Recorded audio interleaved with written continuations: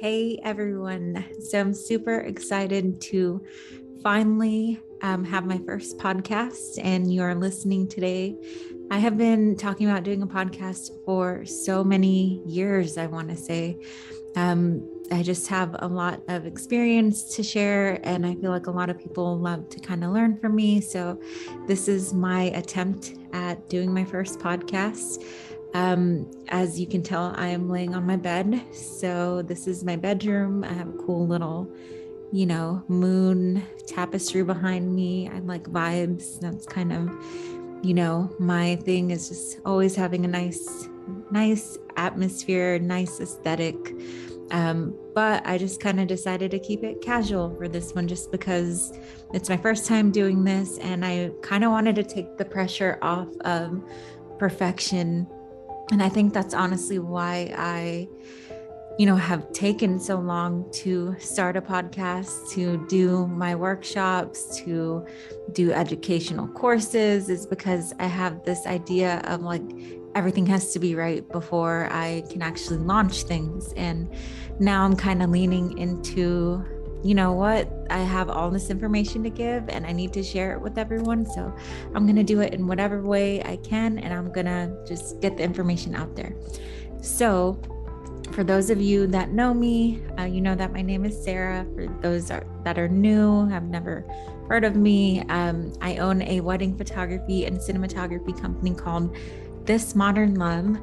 I came up with that name back in high school when I started to dabble into photography. And today's episode, I'll kind of give you some background information about where I came from, how I got started into photography, and kind of my whole journey through it and how I got to where I am today. So we'll kind of get started with that. But as a child and teenager, I was very shy. I am the youngest of 5. So, I didn't like to get attention and that kind of stuff, but oftentimes I kind of felt like I wasn't often being like heard or like seen, because, when you grow up in a big family, everyone's kind of doing their own thing. Everyone's busy. I used to be like begging for attention from my mom, which she tells this story all the time, that like I would beg her to have her sit with me and paint and do all these arts and crafts. And she would just be like, oh my God, I need to put you into some kind of preschool or something, because you're just consuming so much time and you want me to like give you so much attention. She just didn't have it in her. So, at an early age, I kind of resorted to being very shy, very withdrawn. I couldn't even really talk to people one-on-one without having like extreme anxiety and nervousness and feeling like I wasn't adequate, that I couldn't voice what I really wanted to say. So I just kind of always kept things inside. And, over time, I was like, you know what? I kind of have always loved the arts. I've loved being like crafty, drawing, anything that was related to being creative was like me. So over time, when I went to high school, I was still pretty shy. I was kind of like one of the weird kids, actually more like on the gothic side, like full black outfits, fishnets, and just, I'm misunderstood and that kind of thing. So I decided to take a photography class because I thought it would be a good way to hang out with my friends and learn something new about photography. And the cool thing with photography is that like you could hide. Like it was a way for me to hide behind the camera and just take pictures sneakily and like not have to really like talk to people. And I could just be artsy and creative. So really I got into it because of that. And over time, I started really enjoying it, and I wanted to kind of make that a job. And so I started looking at jobs, working in retail and that kind of thing, not really finding like I fit in really good there. But I decided to go to a portrait studio because I was like, what better way to, learn photography than being in a studio? And what I didn't know is that portrait studios were full of babies and toddlers and young kids and families and grumpy parents and that kind of stuff. And I took it solely because I just really wanted to get into photography. And I took that job. My boss at the time was kind of like not sure to hire me because she was like, you seem like you're really shy. I don't think you're like outgoing or anything. And I wasn't. Like, I remember one of my first interview questions was, if I was a screaming, crying 2-year-old, how would you make me laugh and get me to smile? And like, being the youngest of 5, I wasn't really around kids. I actually didn't like kids. When I was around my cousins' kids and that kind of stuff, I would get annoyed, go into the other room and like just be like, God, these kids are so annoying. And just never really was around it. So when she asked me that, I was like, and I picked up a toy or something and I just kind of shook it. And she was like, well, I probably shouldn't hire you because, you don't look like you'll be good with kids, but I need people, so I'm hiring you. So she took a chance on me, and I'm so glad she did, because that job literally changed my life. That job pretty much broke me out of my shell, because what happens is you have to get out of your comfort zone.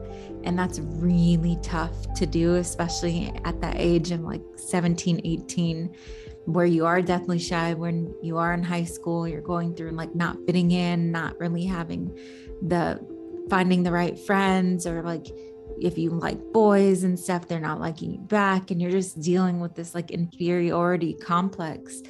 And so being in this environment around other people just really forced me to get comfortable with myself, get comfortable with being an ass and like laughing and making kids around me laugh. And then honestly, that was probably my first like experience with the energy and stuff, is because when I noticed like I wasn't grumpy and I wasn't like pissed off and stuff, and I was more fun and lighthearted and I was having a good time, then the kids lightened up and I got better pictures, which actually that's like really deep if I think about it, because I never associated my energy work until more recently in the last few years. But actually that was probably the first time I really understood that, like, how much that impacts everything.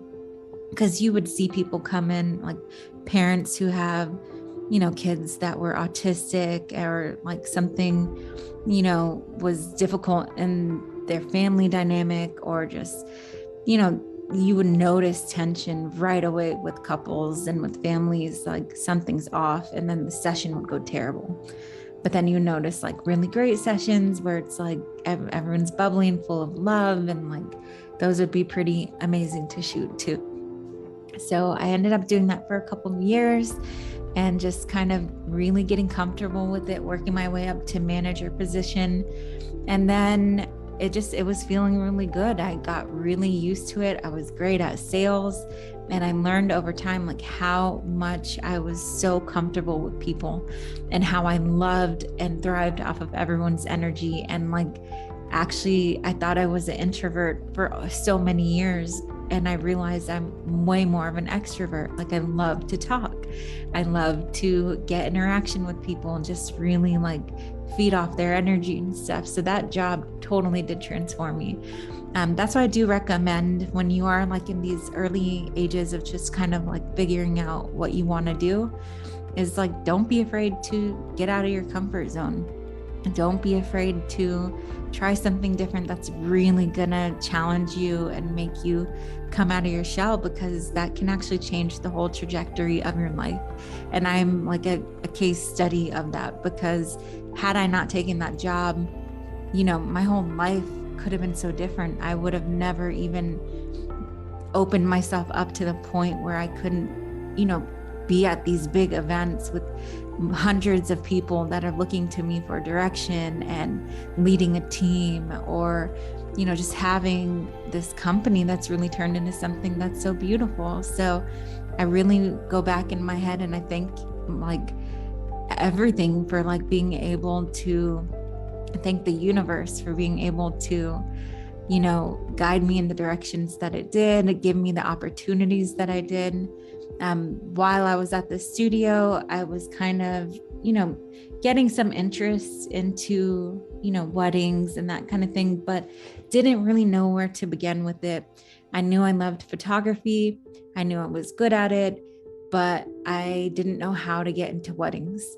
And this was kind of challenging for me because to start a business from scratch with nothing, under your plate and stuff other than like shooting families and that kind of thing, it's hard to do that. So what I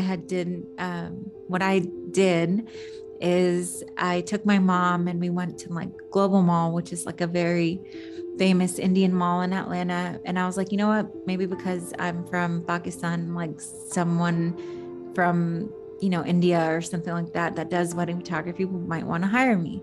And so we walked in there and we saw this photographer that was there with his wife. And we kind of walked in and I just pretty much asked for a job. And I was like, I love photography. I would love to be able to work with you. And, pretty much asked for him to be my mentor. And his name is Vinod. And he took a chance on me too. So again, another great opportunity, a great experience having someone that was doing so many Indian weddings, and he was getting to the point where he couldn't do it alone. So it's like I came in perfect timing, and then I could kind of share my experience with posing and helping people get comfortable with him. And then I was learning so much from him at these weddings as well, like how early you have to get up, how prepped you need to be, pretty much how the day goes and how it's just you're running wild in terms of like things are here and then they move over here and then you're like back over there. So it's just, it can be chaotic. So I'm really, really, really glad that I had that opportunity with him because we worked together for about 2 to 3 years. And it was such a great time because, we would travel together. We would, shoot different weddings in Atlanta. And I just really soaked it all in that, like, you know what, I'm getting paid to take pictures and like, this is a job. And to me, that blew my mind. It's just because like jobs in my head, my friends were working like at Macy's or they were doing in the restaurants and that kind of stuff. They weren't really like having so much fun. And here I am like just going to Florida. I remember that was like one of my first weddings with him. Me and his son went to Florida with him, and that was just wild to me that like people would pay for your travel to like go somewhere and take their pictures. Like that's a thing. And it very much is a thing. And actually I do that all the time now. So it's funny how things come full circle, but really when you look at like your past and all the opportunities that came your way and all the people who gave you those, those blessings of giving you a chance and, kind of steering you in that direction, between him and the portrait studio, that was like my prime training to pretty much become a wedding photographer. So after some time, I decided that I would have to, let go of that job because I was moving to New York. I had received a marriage proposal. And that's a whole podcast in itself, to be honest. that's a few other podcasts to get into that. But it was a really hard thing to do, to break away from that job because he had become so attached to me and me with him and his wife. And we were like going to like bridal shows together and like figuring out different other companies to work with. And it was just such a cool collaborative thing.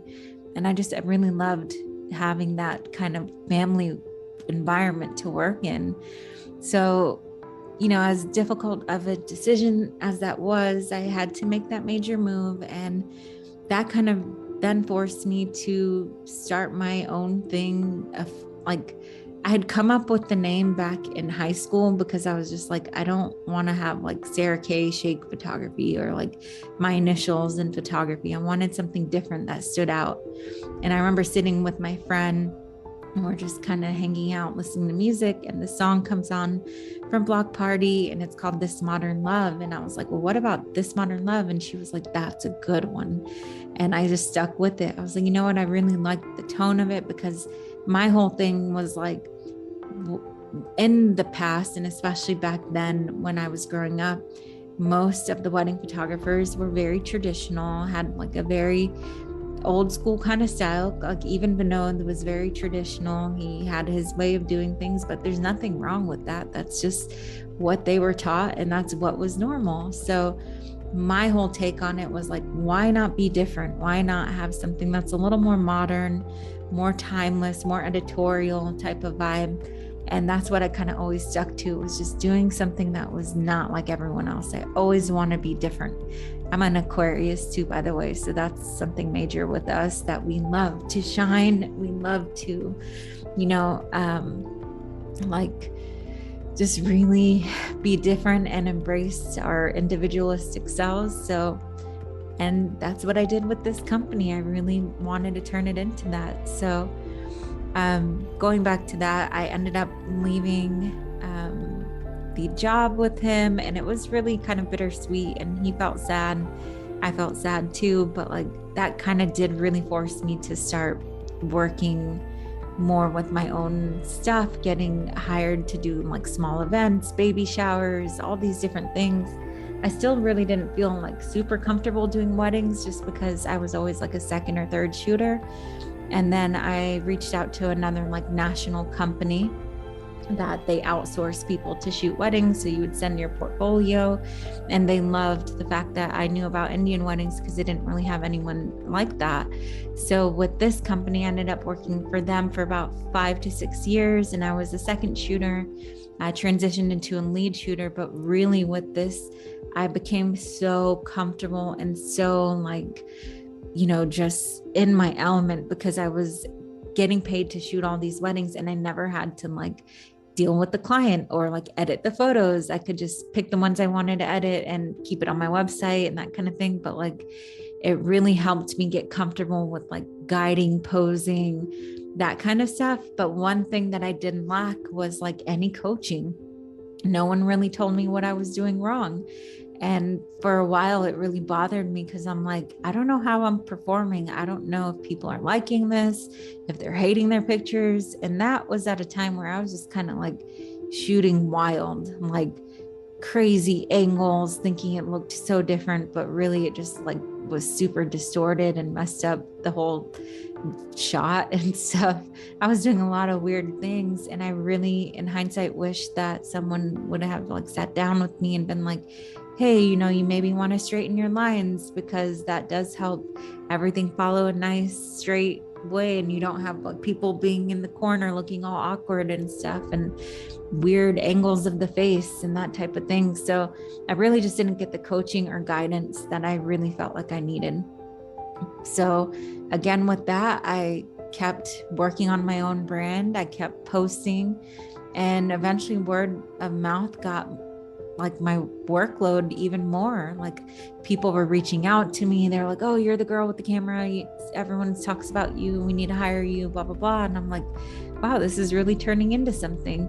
And just over time, it kind of transformed. And that was really amazing to kind of witness, because from seeing something that was just like initially one idea where it was just like, oh, I don't know if this is going to really turn into anything or what this is, but I'm just going to follow it. I'm going to see what works. And I'm glad I stuck through, because it really did get me to a point where like I have a full team of so many amazing photographers and videographers, and even like an internal team helping with sales and a VA, and just like so much of a bigger concept. And it's not just me, and so many people depend on me. So many people love working with me and being a part of this like solid ass team. And that's one thing that I really pride myself on, is just handpicking the best people that really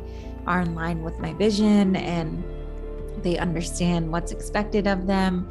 They understand how to be professional, how to get the shots, and just internally like grateful for having this solid ass team. So if you are part of my team and you're listening to this, thank you, because I wouldn't be where I am without you guys. Because shooting weddings is a very, I don't want to say hard, because it's not that hard. It's a journey, and it's a process. And there are days where like sometimes you don't know if you're going to get through, because it's just like back to back. You haven't gotten breaks. You haven't gotten time to eat. You haven't even had time to use the bathroom.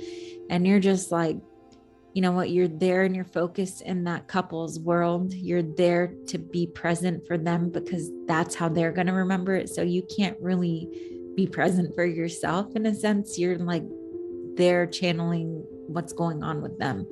So you want to have the right people by your side that you can really depend on you, and you can kind of uplift each other, you know, raise each other's vibes, you know, be there for them. And having that is just so amazing, because I remember when I used to work alone and that was miserable to me. Like now when I look back at that, even now when I shoot something alone, if it's like something small and I'm like, oh, I can do it, I still have a good time no matter what I'm doing, but it's not as fun. It's so much fun when you have like someone with you and someone's kind of hyping you up, or, you know, it just livens the mood and helps you just kind of forget like you're working. It's like you're just hanging out and taking awesome pictures. So that's one thing I highly recommend, is finding your tribe, finding your team.